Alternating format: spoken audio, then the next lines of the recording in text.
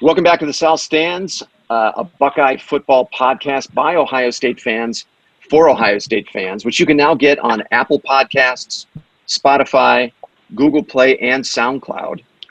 From San Francisco, I'm your host, Zach Moore. Today, I'm very happy to be joined in the Mountain Time Zone by Paige and in the Eastern Time Zone by Chad and Matt. We are not trained media professionals. We are not former players or coaches. We do not have access to current Ohio State players and coaches. We're not very bright either, as you'll find out. We are Ohio State alums, rabid Buckeye fans, observers from afar who love talking about the game. And we hope you'll enjoy this free-flowing conversation today about the Buckeyes' 76-5 drubbing of Miami of Ohio yesterday. We're also going to spend a little time on the dumpster fire known as the University of Michigan football program. If you watched the game, you saw a pretty sluggish start by the Buckeyes that led to a Miami safety, followed by their only sustained scoring drive of the game. The Buckeyes found themselves in an early 5-zip hole before rattling off 76 unanswered. Ooh, ouch. Before we go around the horn, let me just set the stage with a few numbers from yesterday's game. Quarterback Justin Fields finished with 14 of 21 completions for 223 yards passing and 4 TD passes. He also ran 9 times for 44 yards and 2 more touchdowns. Adult film star Steele Chambers led the Buckeyes on the ground with 63 yards on 8 carries and a touchdown. I'm just kidding. He's not a porn star, but he has a great porn star name.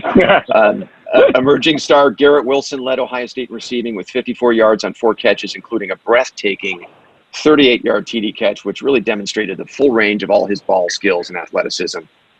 Wilson also flashed on special teams with a 52-yard punt return. Finally, it was another stifling performance by the Ohio State defense led by, guess who, defensive end Chase Young.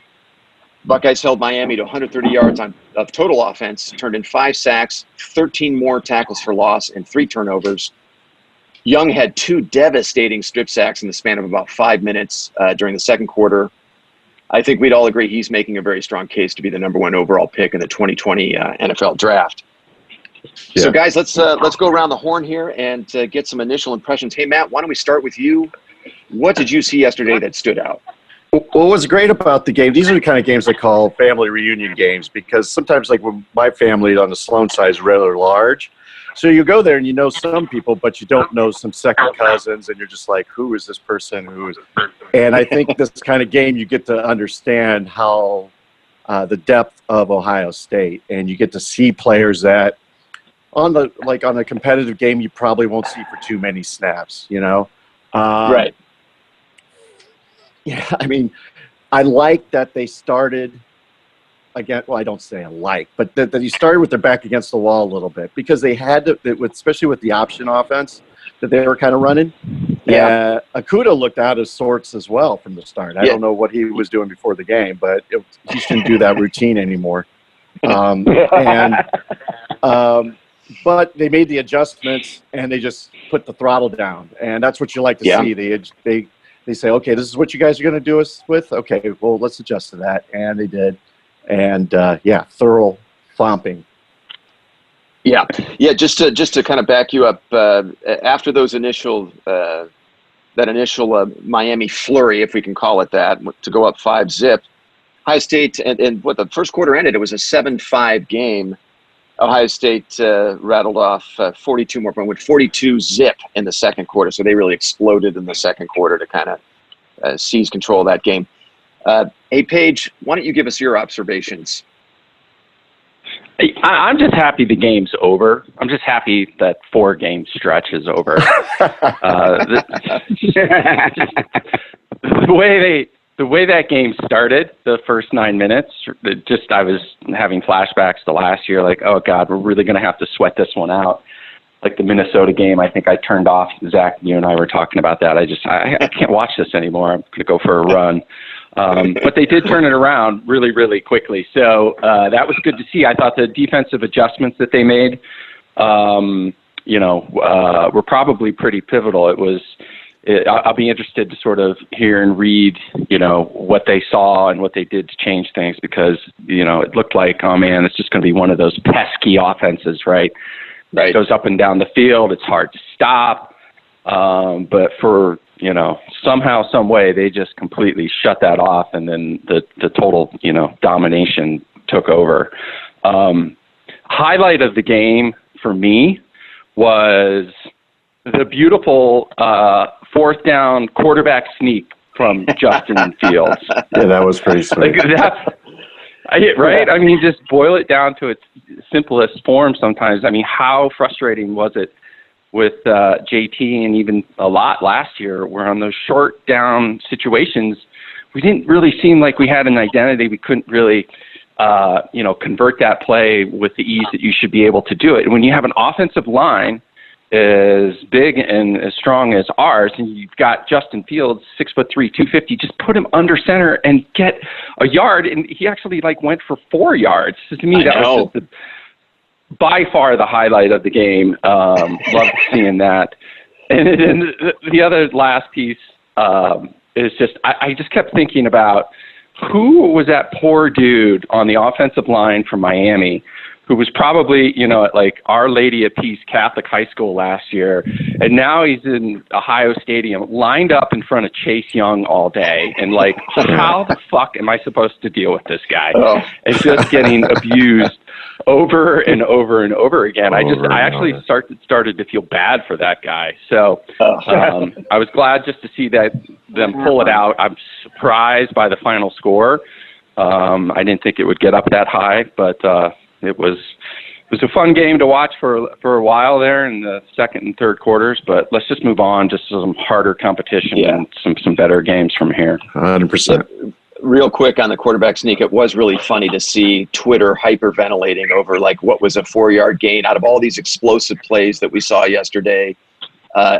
Really, Buckeye Nation kind of across the board, and a lot of the beat writers went nuts over, Fields lining up under center and going right up the center's rear end for a 4-yard gain. But yeah, I think all of us, breathe a collective sigh of relief. Oh my God, they can convert short yardage plays now. Hallelujah. Hey, Chad, I wanted to get your initial. Sorry, go ahead, Paige. The other thing is, it's just a byproduct of him having Fields under center. A lot more than more than Urban ever did that. It always made me scratch my head. Well, why is that so complicated? We don't practice it and play because we're always in the shotgun. Why the hell should that matter? But I think the kind of offense that Day's running, I guess so. Pretty now Fields feels comfortable enough to do it. Who knows? Yeah. If you don't practice it, then practice it. Anyway. Hey, Chad, why don't you give us your initial impressions of what you saw yesterday?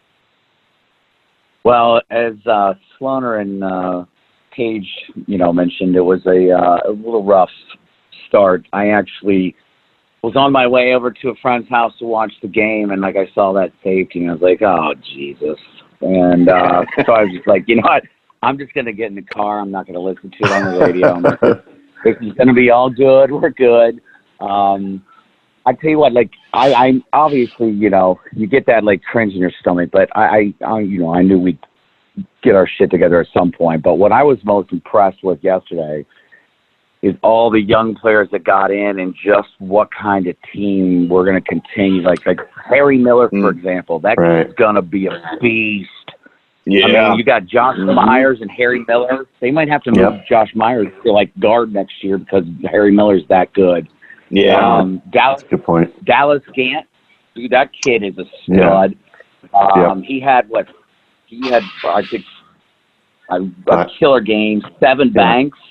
I mean, that kid looked, he had the blocked punt and late in the first half, and then you got Garrett Wilson, dude, that kid is just, and I tell you what, 5th-year senior, that Chris, the quarterback, Chugunov or whatever it is, how you forget Buckeye Nation. He actually looked. He had some nice passes in that game. So I mean, that's not to say that if I don't want anything to happen to Jay Fields, but and they're like, what about Jamison Williams, the true freshman wide receiver? Yeah, he showed some explosion on that play. Yeah, that touchdown run. Yeah, he takes a back seat to Wilson, but man, we looking good. I wasn't my boy Master Tig, he didn't have such a great day yesterday, but he's still that kid's just a beast. He's got gonna be Marcus fine. Crowley. Yeah, he is. So I'm just like, it's good, and it makes you feel so where the direction of the program's going with all these kids that we got to see yesterday. So I'm excited about the future of this program, and I really feel like this team is coming together. And I will say one last thing. I love the fact that Day did not take his foot off the pedal yesterday when we started gelling. I mean, I was worried about that, because we've got all those second stringers playing, but he just kept the throttle down, and I loved it. Sorry, go ahead, Matt. I was going to say, you make a really good point about Fields, man. The thing that we all keep in the back of mind, but we don't mention that often is, quarterbacks are fucking fragile. And you don't have to go back in Ohio State lore too many years to see where we've had problems with the quarterback getting injured. So to see what we have behind Fields, because this spotlight has almost been like, oh, we got Fields. He's made out of titanium, so we don't have to worry about anything else. And the truth is like, we got to see what these other guys can do, but more importantly, they got to have the reps playing with everyone on a field in front of someone they don't know, so they can feel comfortable. So Chuganov and I'm butchering that, and Gunner getting in reps, and 7 passes for 86 yards and 2 touchdowns. Yeah. I mean, dude, that's pretty damn good. I know that's against a subpar team or not a Big Ten team, but nonetheless, that's pretty great.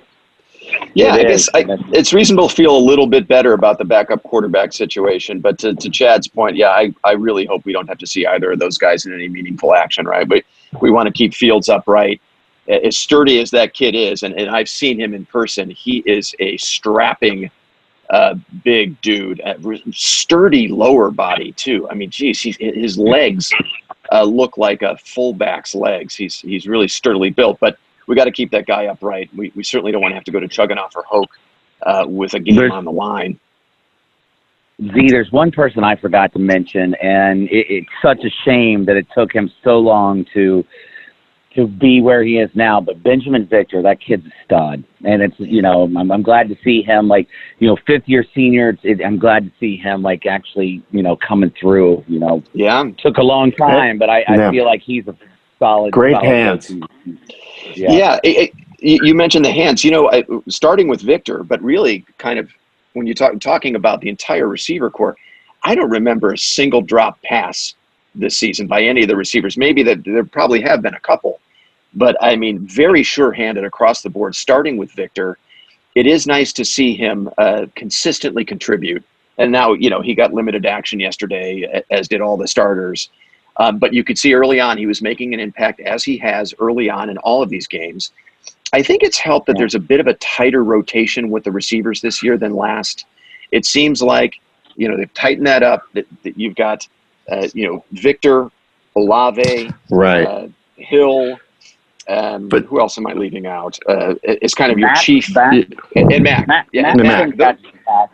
Those are your 4 go-to guys. Yeah, those are your 4 go-to guys. You're sprinkling in Garrett Wilson, which I think we're going to continue to see more and more of him. But I like that they've tightened the rotation up a little bit, and I think Victor has benefited from more opportunities than he has, the last couple of years. And all praise going to Heartline, man. I remember I think on Twitter they showed some of the drills that they do just to get eye-hand coordination, and they're very small, simple drills that they run every day to build eye-hand coordination. And those are things that are, I think what Heartline has brought onto that team is the ability for these guys. Yes, you're very talented physically, but we need to build out your eye-hand coordination. We need to build out your vision. We need to put you in situations where when we run something and you get into the situation where you're behind a group and you have to peer out, you're ready for the ball. You only need that split second. So that he's constantly running those drills has made a huge impact on these guys' development. Yeah. It's strange. I was just going to say, it's strange how a guy who played the position at Ohio State at a high level and then went on to the NFL to play the position at a high level when he's your position coach, like, it's strange how you get results, right? With your receivers. Yeah. I mean, So yeah. So is this the point where we pause in the pod for our long lost friend Zach Smith? God, we're really missing that clown. Oh my God. Hartline, I love Hartline. He's like one of the boys. Yesterday there was 2 times when he was on the sideline. I think it was, I can't remember who actually caught the pass, but Hartline, went up and did the chest pump. He got 5 feet off the ground, dude. He was like a little kid at Christmas. He's one of the boys, man. I love it. That kid's he's our best recruiter right now, I think, and he's just he's bringing in the talent. Yeah, we read about Julian Fleming coming in next year. It's ridiculous. I love Hartline. Yeah, he has been, a steal. And of course, he had been hanging around the program for a bit. And it only made sense that he would get elevated to receiver coach, after the Zach Smith debacle. We were lucky to get. Hey, and he's not the only former player who can coach, out there. I would hope that kind of going forward, Day's going to keep his eye out for that type of talent. Hey, good point. Should we be at all concerned about the slow start from Ohio State? I know. So I listened to a little bit of the Cleveland.com podcast, Buckeye Talk. Oh, your buddy Doug. Doug Lamery. So they spent the first 10 minutes of that podcast talking about Miami coming in with a game plan and doing some things Ohio State had not yet seen, and Ohio State taking a full quarter to adjust to that. And the point they were trying to make was, could a better team like Nebraska exploit what they saw in the first quarter of yesterday's game? I think it's an interesting point. Now, funny enough, Lamery had he had tweeted yesterday after the first quarter, kind of congratulating Miami for coming in with a plan. And I didn't see the tweet until about 2 hours later, and by then Ohio State was up, whatever the score was, 60 something odd to 5. So I replied to the tweet and I said, this tweet has not aged well. And I got an immediate reply from Lamery saying, give me a break. He's like, they came in with a plan. They were able to stave off the inevitable for a quarter. You got to give them credit for that. So it was really funny to get a response from him on that. And then I think I tweeted at that point, I was like, Ohio State has scored 76 unanswered. And then Lamery, he tweeted back, he's like, I know, I'm at the game. So, but do we worry about that at all? Paige, let me get your take on that. Is this something to be concerned about a little bit, the slow start yesterday? Sounds like you kind of got a little under his skin there, Zach. You might have an ongoing Twitter beef here with the South Stands. Kind of like it. Yeah, let's do it. Nice development. No, it goes back to my original point. I'm just glad this game is over. You can't take much out of these games. I'm sorry. And, it kind of sucks that we've played 4 games, but as good as they've looked, and, as excited as we all are, just be honest, the competition has been just dog shit. So I don't know how you can, be worried too much about a slow start against Miami versus, being overly excited because we've just kicked the living shit out of 4 teams. It's just, at the end of the day, aren't going to be very good. Mm-hmm. That's why I would much prefer to see, a big-time matchup, in the first 4 games, like we've done in the past. Ohio State hasn't been, shy or bashful about doing that. So you can kind of really understand and see where your team's at, because I'm sorry, we don't really know yet. I mean, and again, we'll be able to roll through the Big Ten, and we're going to be there at the end, but we're not interested in winning the Big Ten. We're interested to see what this team can do when they play Clemson, when they play Alabama, and that's the standard. And I just think the jury's still out just based on the competition that we've seen thus far. All right, Matt, what do you think? Actually answer your question, Zach, and whatever that was. And is a cause for concern. Look, they came in, they saw something that they thought they could be exploited, so they did so. What I liked about it is that they reacted to it and they stopped it. It wasn't like they couldn't stop it and it kept running on from that point to the third quarter, and it was just a battle back and forth. They stopped it. They stopped it after a couple of times and it was done. So what you see there, at least what you're hoping to see, is like we have a team that when we play better talent and they exploit something that's not talent related, like there's a guy who's just faster on the other side, but it's more, whatever the plays they're calling. Yeah. There's schemes, and we can adjust to it. We have the people on the in the coaching box who can say, okay, they're doing this. This is how we're going to stop that, and the players can go out and do it. That's what you want. So I was very encouraged by that, because that option and the way that they were mixing up their plays, we were on our heels, and then they scored twice, and then we stopped it, and I didn't see too much of that option doing very well from that point on. So. Got it. Yeah, but Matt, you're missing my point, though, because you think, was this?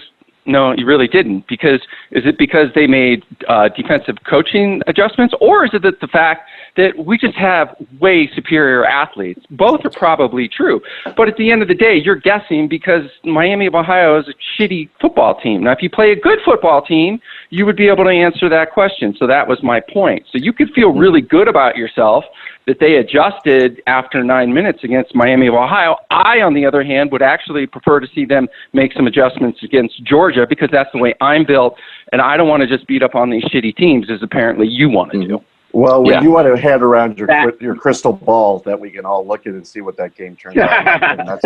And I'm more than happy to look into it, Paige. Chad, what did you think? What did you think of Ohio State's sluggish start? What did you make of that, Chad? You know what? What I was going to say, to Sloaner and Paige's points and yours as well, but I think there's I always say there's a new sheriff in town, and his name's Ryan Day. I feel like when we got into sluggish starts in the past, Urban just, I feel like we really never adjusted to, things at halftime. And Paige said, earlier started out saying, oh my God, am I going to have to sweat this shit out, But I feel like that staff, man, it'll get to a game like next, Saturday night, 7:30 in Nebraska. I think these guys make adjustments. They, you go back to think when we were losing to Michigan State, we lost to Michigan State. Urban just kept, he wouldn't give the ball, to Zeke. And I think this team is making, the staff has got adjustments. They know the game plan, and they stick with it, as opposed to in the past where it's oh Jesus, why are we doing that again? What are you doing? The same shit over and over. So that makes me feel good. Yeah. Let me back you up. Let me back that point up that you're making there, Chad. In terms of adjustments, in Ohio State's last 3 games, they've outscored their opponents 86-7 in the second quarter. And I agree with you, Paige, that Miami of Ohio, that we really can't glean much from Miami of Ohio as an opponent. But Indiana and Cincy, they're not exactly chopped liver. I think those are solid football teams.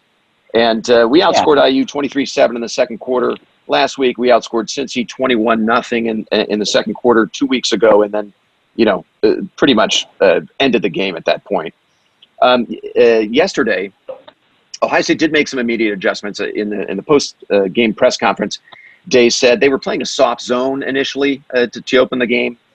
And they went more man-to-man in their coverages to take away those cheap gains they were getting on Miami was on pass plays. And then on the offensive side, you saw them making Miami pay for adding extra men in the box to take away the running game by taking shots downfield. And clearly Miami could not handle Ohio State receivers in one-on-one coverage. Those were just a couple of the adjustments that Ohio State made. First couple series, Akuda was playing 15 yards off. What the hell was that? Very soft, almost limp zone. Yeah. I think they cut that after a couple seasons. Serious, I also saw maybe this was just the coaching staff trying to get these guys a little action in before they pulled, all their key guys. But we didn't see a ton of Pete Warner or Tuft Borland after those first couple series, if I'm not mistaken. And we saw Warner being flagged. He got flagged in the end zone for a pass interference that on Miami's only scoring drive of the game. And then we saw another play a little bit later, I want to say first quarter or might have been the second, where Tuft Borland had a beat on a Miami ball carrier in the backfield and just could not get there. He just did not have the speed to drop him in the backfield. That should have been a 2 or 3 yard loss, and it turned out to be an 8 or 9 yard gain. And Borland continues to just put up some really bad film. Just his lack of athleticism. So what we saw then was more of Taraja Mitchell in the middle and Baron Browning. I think that was also part of an adjustment that they were trying to make on defense to really, put the game away early on, which I actually really like seeing. And I think we're all in agreement. We expected to see a lot of Taraja Mitchell this year, and we have not for now. And Baron Browning as well. So you just saw more athleticism, more quickness, and that appeared to be another adjustment they made. I just don't see. Yeah, go ahead, Chad. Borland looks like he's wearing Tim Lurch's boots half the time when he's out on the field. So. Yeah, and I tell you what, I mean, the Michigan State game, perhaps the Wisconsin game, those might be games for Tuck Borland where it's going to be played mostly inside the tackle box, and he'll get to, because I think within the tackle box he's a very good linebacker. Yeah, but that's true. Any opponent that's going to try and spread us out and make him make plays in space, I'm sorry, he's not going to play much, and we're going to see his snaps dwindle as the season goes along. Sorry, Matt, go ahead. You're going to make a point. Yeah, I was just going to say it's tough for Borland to move his feet fast. Yeah. It's so tough. Unfortunately, that's something you can't coach, right? I mean, you can either do it or you can't. Any other comments on adjustments? Anything you saw kind of after that slow start by Ohio State you guys wanted to comment on? I think Paige's point's very true. I think Paige's point's very true. It's like, we need some competition. It's, right now because of the games, I'm looking at the stat. It says that they're averaging 260 yards rushing and 265 yards passing. I mean, that's amazing balance. Yeah. But you want to see how well they do when the team they're playing stops the run or they stop the pass, and how we can adjustments we can make. So, again, it's like to me it was like seeing players you don't see and see the depth of Ohio State's team in all their glory. But I'm ready for some challenges now. Yeah. I mean, we've had the appetizer. It's time for the main course. Let's get it on, starting next Saturday at Nebraska. And then we've got that 4-game gauntlet that's followed by Michigan State at home. We've got a bye. Then we travel to Northwestern, which that looks like much less of a game than maybe we anticipated starting the season. And then we wrap up with the big showdown with Wisconsin. By the way, that hype train has started rolling after yesterday. We'll get to that later in the pod. But I'm ready for that main course, right? Let's figure out what we have in this team. Starting next Saturday. 100%. Did Nebraska pull that game out last night? They did pull that game out, I think, but I think the final was 42-38. It was not easy. It was not easy. It was not pretty at all. I wonder quickly off the cuff, what does everybody make that line now at this point? I mean, I think there's another team like our friends up north that came in with huge expectations. And I'm just not seeing it. Right now, I mean, I would think Ohio State has to be a 14-point favorite next week. I agree with that. 14-17, for sure. Yeah. Well, it was interesting. So I'm looking over the box score now. The final was 42-38 Nebraska. They pulled away in the fourth quarter well, I don't want to say pulled away, but they kind of got control of this game in the fourth quarter. They finished with 671 yards of total offense, but they couldn't hang on to the ball. I think, they put up a ton of offense. Let's face it, it's Illinois, though. And they lost 4 fumbles in that game, and that obviously kept Illinois in the game. But, Paige, to your point, the Nebraska hype train is, obviously they started the season with a ton of fanfare and have not looked all that impressive, losing to Colorado in week 2 and then really struggling to put away Illinois yesterday. Could be a classic look-ahead moment for Nebraska. I'm sure that probably played into part of it. But I agree with you. I think the line is probably for a road test. It's probably going to be a pretty healthy line. Double digits. What did you say, Paige? 14 is what you would think it would be? Yeah, I think it's 14-ish. 14-ish. I heard there's rumors that I heard there's rumors that they're going to try to put Scott Frost in at quarterback next week. Well, hey, I mean, they're good at quarterback. I think the question is on the defensive side, and if just kind of, and we'll have a preview of this matchup later in the week, but just kind of my initial impressions are, okay, Nebraska's going to be able to move the ball a bit for sure, and they'll probably score some points, but how are they going to stop the Ohio State offense? I'll have to look at the stats, but you give up 38 to Illinois, you give up 34 in a loss at Colorado. I don't know. I think that's really the matchup to watch. If Nebraska can somehow come up with some stops defensively, they'd have a chance. But you figure Ohio State is going to get their share of stops, as good as Nebraska's offense is. Ohio State is going to get their share of stops defensively. I don't know. This matchup for me, I'm feeling much more positive about this one than I was at the start of the season, because to me it looks like Nebraska still has a ways to go on the defensive side. Yeah, it's 38 to Illinois. Jeez. One more quick observation I wanted to make about just Ohio State personnel from the game yesterday. Is it time we look at Garrett Wilson in the punt return game over DeMario McCall? It's a numbers game for him. I think Ohio State is just so loaded at the skill positions. There just really hasn't been a position for this guy. He had a nice punt return in the opener against Florida Atlantic, but he fair caught several balls yesterday, one in particular that I felt he could have returned. He hasn't been particularly dynamic in the return game since the FAU game. And I don't know, Garrett Wilson, man, you just want to find more opportunities to get the ball in his hands. Especially with all those other receivers playing well, it's going to be tough for him to get, targets in the passing game. I wonder if we're not going to see Wilson in the return game now going forward.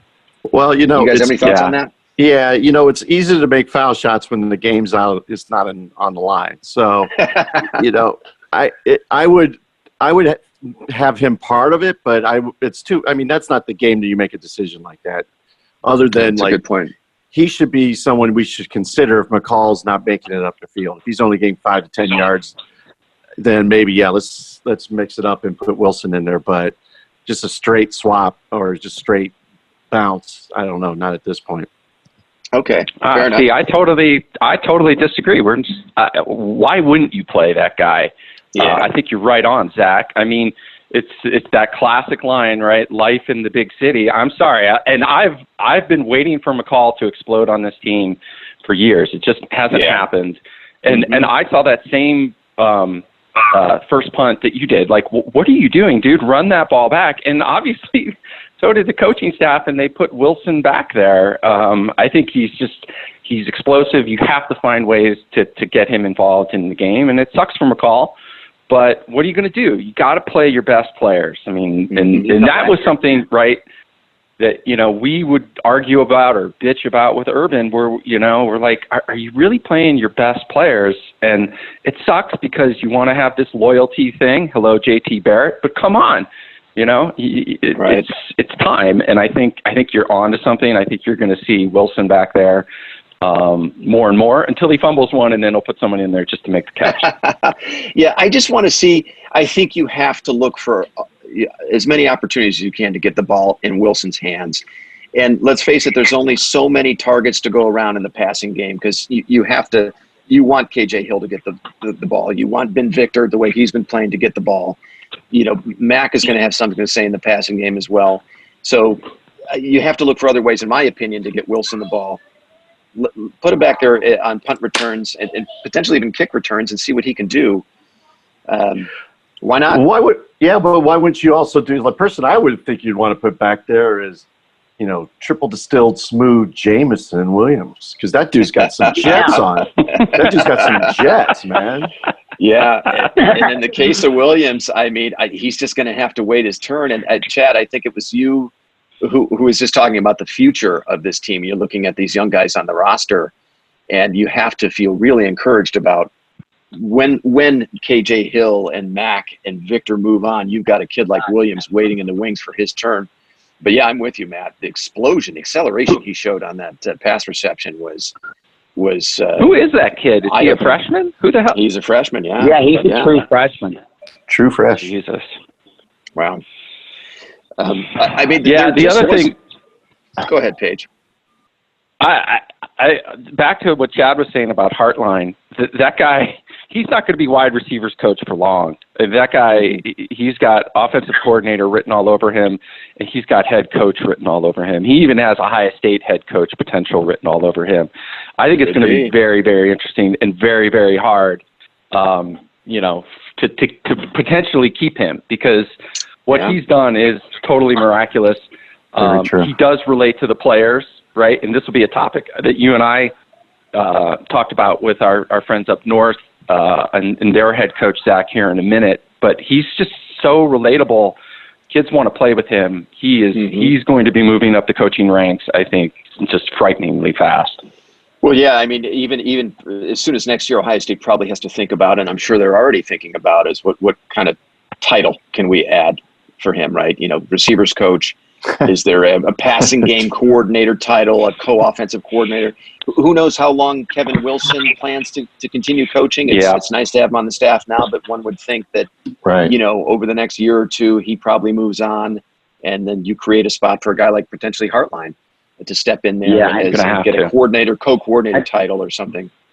Yeah, I think one of the things in our favor there is that he is a Buckeye through and through, man. So he's going to do everything he can. I think they're going to do everything we can to keep him in the program one way or the other. So, but I like where his Legion's at, and I think he's going to be a high state for the long haul. So he's awesome, man.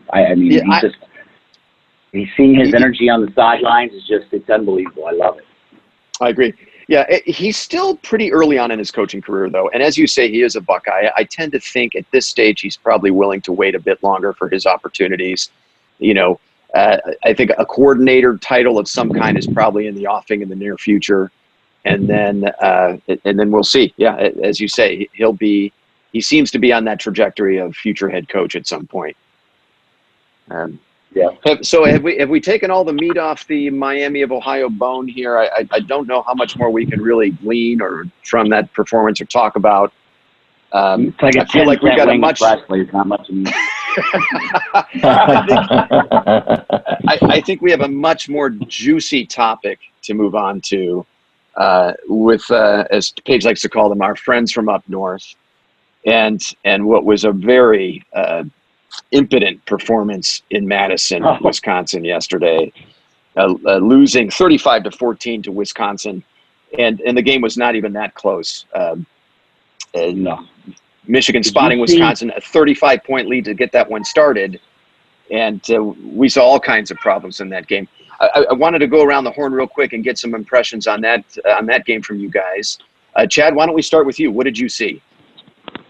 Well, I mean, I didn't see much at all, and I'll let Paige and Sloaner, you guys take the wheel on that one. But one thing I do want to say is, I don't know if you guys, I'm sure you know this, that Charles Woodson was on the the Fox crew yesterday, and he straight up said, "I am sick right now." So that's all you got to say, man. Oh, man. You have one of your most heritage players saying, "I'm sick right now." That's really pretty much sums it up.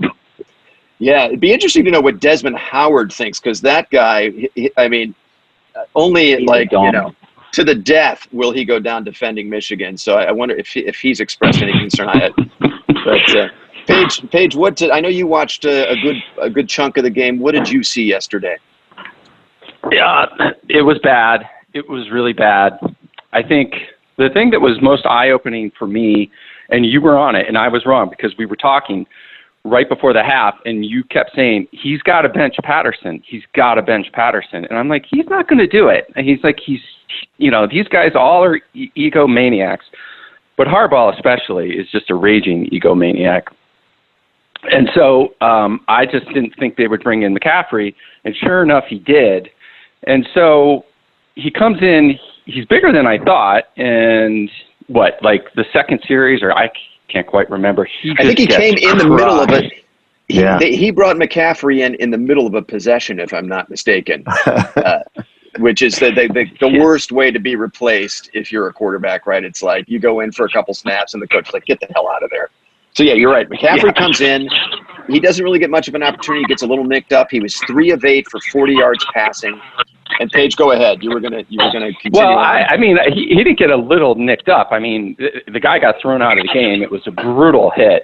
And the first thought that goes through my mind is, Jesus, why does anybody let their kids play football?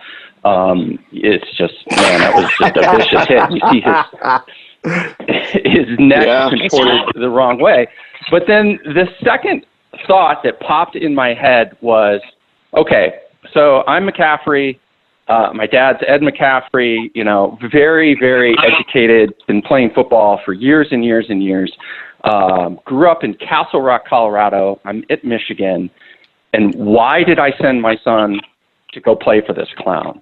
And my prediction right here is, what are the odds that McCaffrey ends up in the transfer portal here by the end of the year? Because I don't know why you're sticking around at this program. And the reason for that is interesting.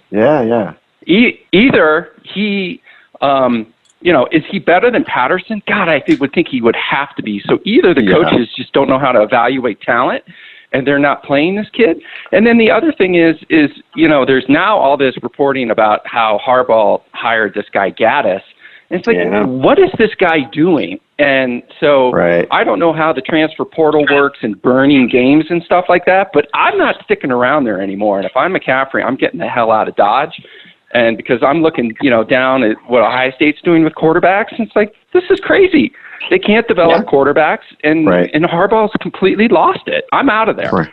Right. And it's funny. It's funny because it's like on the other end of arrogance is confidence. And imagine this, guys. Wisconsin first series, 4th and 1 on their own, I think it was like 38, and they go for it.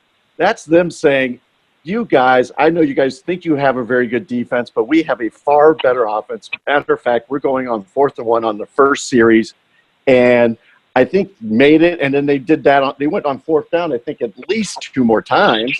Yeah. I mean, that tells you all you need to say with the coaching on Wisconsin, basically saying, we know we have the guys and the plan to beat you, and no matter what situation it is, we could be on our own 5-yard line. We'll still go for it because we have your defense is just not there.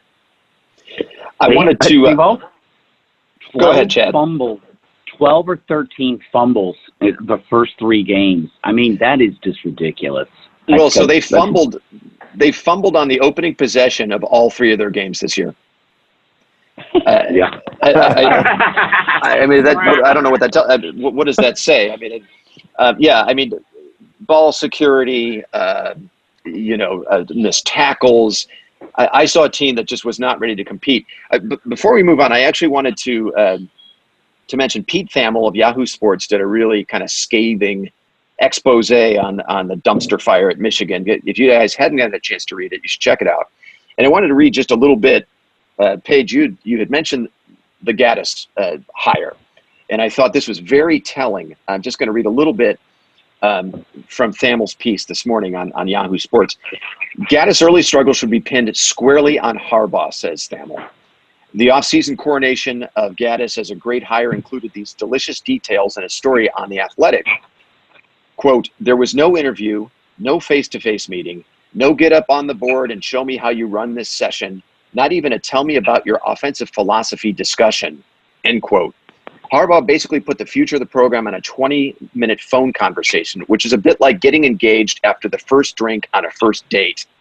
And he did it knowing that Nick Saban had an opportunity to promote Gaddis to the same job and declined.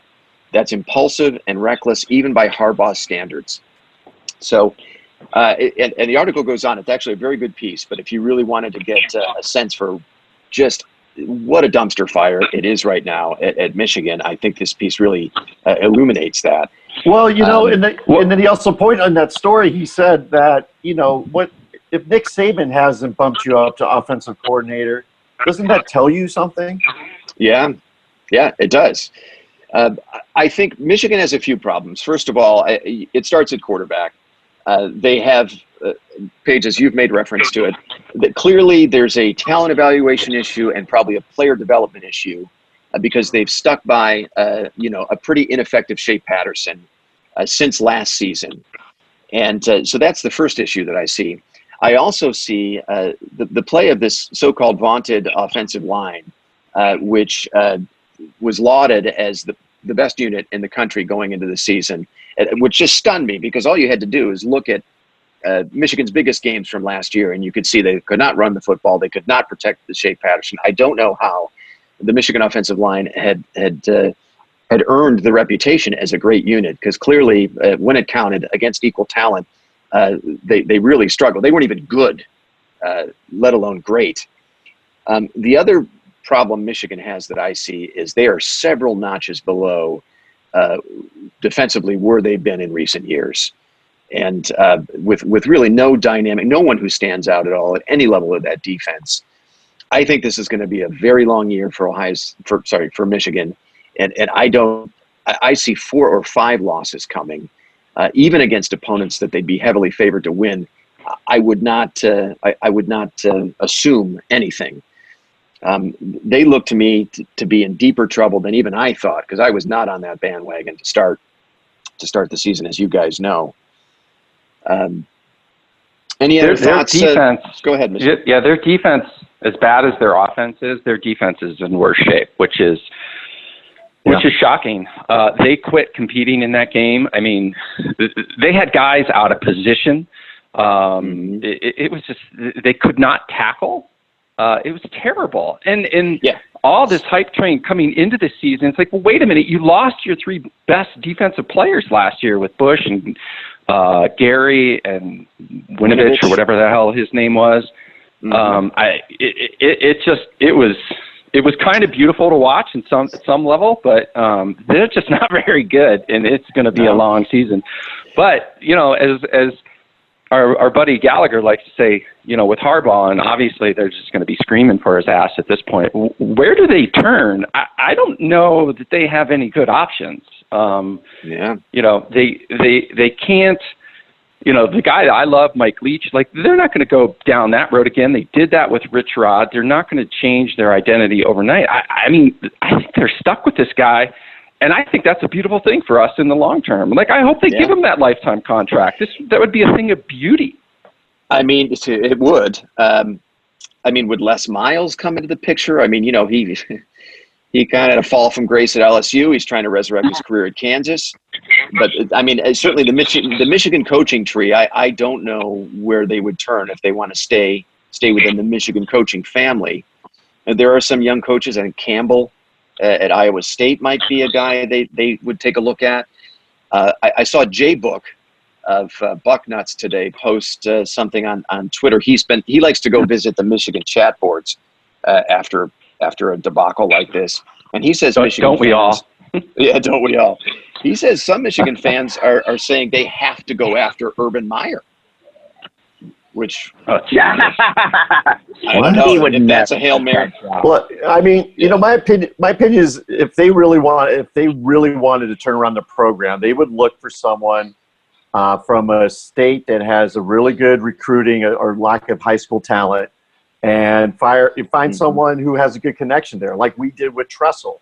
Tressel was the best liniment for our woes at that time, and he basically changed the program and put us on this path that we've been on since he came on board. And that's right. That's the type of player, because he redefined our identity.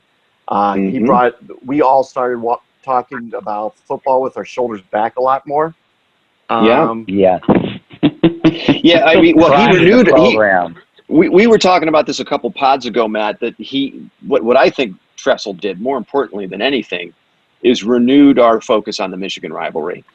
And they had renewed energy, renewed commitment to that rivalry, and it all started with that. And if you win that game on a regular basis, that means that you're probably winning the Big Ten on a regular basis. That means that you're nationally relevant. And I think that also is part of what needs to happen with Michigan. Is renewing their focus on the Ohio State rivalry. But I think they've got first things first, right? You got to crawl before you can walk, and I think they need to look at the coaching situation there. And John Cooper. If you can't beat them, join them, right? Maybe they look on the Ohio State coaching tree for somebody.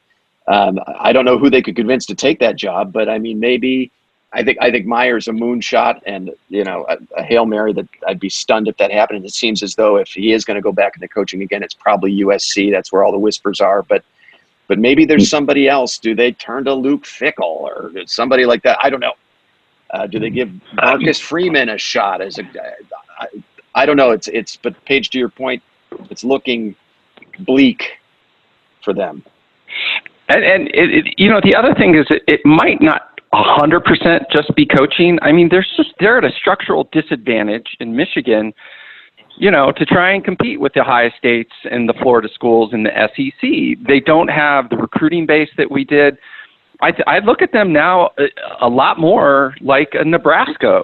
When we grew up, right, those teams were always on national TV, right? Kids would come from all over the country to play there because you only had 3 channels. The landscape has changed, and it's up north. I mean, the weather sucks.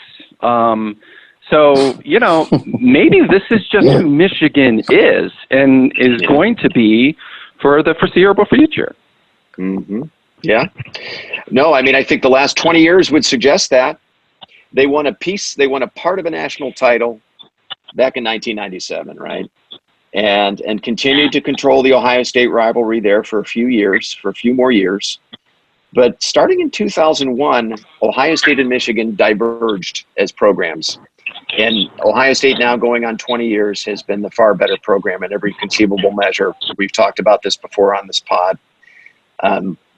And now Michigan has kind of started to, they to me, if you ignore the helmets and the names on the back of the jerseys and the school colors, and you just look at them by their record, results on the field, bowl results, and so forth, they are that second echelon of the Big Ten, along with Wisconsin and Michigan State. Right? They're no longer the cream of the Big Ten crop. Well, on the other hand, what you can't ignore is that they have very deep pockets and an alumni base that's willing to pay, to bring someone in and restructure things. And, I don't know how forward-thinking they are, but this is something that will at least wake them up. But the harder thing to get is, your university to green light that much for facilities, for coaches, for all those big program these days.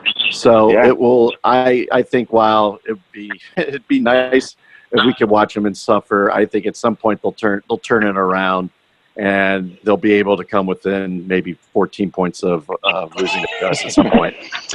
Hey, Matt, you're breaking up just. Matt, you're breaking up just a little bit. Are you walking around, or did you move into a different room? Nope. Just okay. Belly. All right. Got it. Hey, by the way, Sloaner, how was Jerry's birthday sleepover last night? I'm very tired right now. I'm very, very tired right now. I wanted to spend just a couple minutes. I know not all of us saw it, but there was another big game that affected the overall landscape of college football, and that was the Georgia Notre Dame game. I was able to catch a couple of quarters of that, and I was quite honestly very surprised and impressed that Notre Dame was able to hang in there as long as they were, and actually had a chance to win that game late. Down 23-17 with 2 minutes to go, they got the ball back, and they just weren't able to generate anything. I think they even got on Georgia's side of the field, if I'm not mistaken. But I'm wondering, Paige, you had mentioned before we started recording that that could be a potential, no-win situation for Ohio State should they drop a game, and should, we're comparing resumes late in the season, the College Football Committee, playoff committee comparing resumes late into the season. Should we be looking at a one-loss Georgia, one-loss Ohio State, one-loss Notre Dame? The results of that game yesterday, could hurt Ohio State, right? Because you've got, well, Paige, I'll let you make the point. Well, no, yeah, I think it's, I liked Notre Dame going into that game just to hang with them. I watched the first half. That was it. I fell asleep. I had to ask you who won the game before we started the pod. From what I saw, Notre Dame's got some good players. I mean, it didn't really seem like they could do a whole lot on offense, but it wasn't like they were run off the field just by superior athletes. So we all know that a one-loss Notre Dame is just going to, be making a lot of noise potentially to get into the playoffs down the road. Right. There's still a ton of football left to be played. We don't know how everything's going to shake out. But I mean, I think we just would have been better off had one of those, had Notre Dame just won, right? So then, okay, so now we have a Georgia team that lost at home. They're probably out of the discussion. Or, Georgia just crushed Notre Dame and said, look, you just don't belong. As potentially one of the last 4 teams standing. Now they're just going to have an argument one way or the other. So, well, I saw a tweet from Kirk Herbstreit either late last night or this morning, where he basically said, I'm paraphrasing, but basically said that Notre Dame acquitted themselves very well in that game, and that they're still very much in the mix. Looking back on that game, I think the College Football Committee will look favorably on how they played. So, yeah, to your point, should Ohio State drop a game, Notre Dame stays at 1 loss, and Georgia, let's say they lose, and you're comparing the 3 resumes. What happened yesterday was not really a great thing for Ohio State. Georgia won the game. Notre Dame hung in to the very end. And, if Ohio State has another one of those losses where they show up against a middling team and don't look good and lose by double digits, well, they can ill afford that kind of a performance. And in fact, at this stage, I think they got to go undefeated. They do. That's the elixir to that whole argument, though, right? Yeah. Just don't lose a game. If you don't lose a game, it doesn't matter. So, yeah, 100%. Yeah, pretty competitive game between the two. 23-17 was the final, as we mentioned, and Notre Dame had a chance to win it late, and the Georgia defense held, but 339 yards of total offense for Georgia in that game, 321 for Notre Dame. Notre Dame really couldn't run the ball in that. They relied pretty heavily on Ian Book, their quarterback. He finished 29-47 for 275 yards and 2 touchdowns, but he also had 2 picks. But otherwise, just a pretty evenly played contest. And I didn't see a distinct advantage for Georgia in any one area. And, in the back of your mind, though, you got to think about Notre Dame, like what they've done the last 2 years in the college football playoff. I mean, that's got to come in the back of the mind, regardless of their talent this year. Last year, right? Because they've only qualified once. But yeah, you're right. They did not look competitive at all with Clemson in that game. However, they did look better against Clemson in the end than Alabama did, which is kind of ironic. But that's true. Do you guys have any other thoughts, any other observations from the national landscape, any other games that we should mention? Pretty much a snooze fest today. Yeah, Joe, speaking of running up the score, good old Joey Burrows trying to make a case for Heisman. Jeez. Yeah, 6 boy. touchdowns yesterday. That's 13 touchdowns in the last 2 games. Wow. Yeah. Well, it just speaks to the ridiculous depth of talent that Meyer assembled in his years at Ohio State. That you could lose a guy like Burrow, see him shine, and become a legitimate Heisman candidate for another major program, and be like, oh, good for him, rather than like, Jesus, why couldn't we have kept the guy? Because the guy we have, I feel like, is better than Joe Burrow. All due respect to Joe Burrow. I'm sorry. Give me Justin Fields every day of the week and twice on Sunday. Well, you mean Dwayne? You mean Dwayne Haskins? You mean Dwayne Haskins? Exactly. Well, Haskins was the one they decided to keep. Exactly. But Burrow, had they kept him, he would be the starter at Ohio State. But no, you're right. I mean, be it Haskins, be it Fields, I'll take either of those guys over Burrow, and it's just this incredible luxury that we have as Ohio State fans that we're not lamenting the departure of Burrow to LSU. What? So you're saying that you thought that Burrow had that scenario played out the way you just said, that Burrow would have been able to beat out Tate Martell? I totally disagree with that, dude.